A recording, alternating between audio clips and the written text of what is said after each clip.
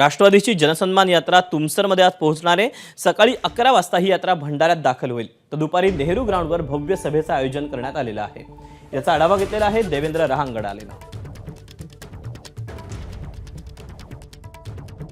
राष्ट्रवादी अजित पवार गटाची नाशिकमधून सुरू झालेली जनसन्मान यात्रा आज भंडारा जिल्ह्यातील तुमसर या मतदारसंघामध्ये पोहोचणार आहे।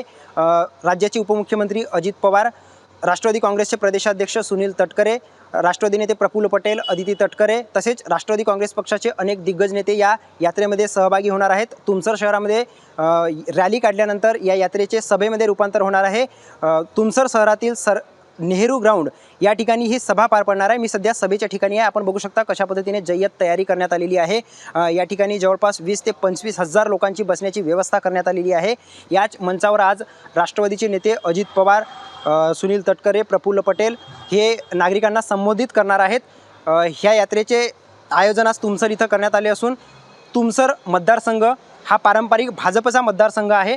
मात्र आता अजित पवार गटाचे जे आमदार आहेत राजू कारेमोरे ते या ठिकाणी विद्यमान आमदार असल्यामुळे राष्ट्रवादी आणि भाजप या महायुतीतील दोन्ही घटक पक्षांचा दावा कायम आहे। त्यामुळे आज या सभेच्या माध्यमातून अजित पवार या मतदारसंघाच्या उमेदवारीबद्दल काही घोषणा करतात का, तसेच येणाऱ्या विधानसभा निवडणुकीच्या अनुषंगाने ते कार्यकर्त्यांना काय कानमंत्र देतात याकडे सर्वांचं लक्ष लागलं असेल। देवेंद्र रहांगडाले, एबीपी माझा, भंडारा। एबीपी माझा, उघडा डोळे बघा नीट।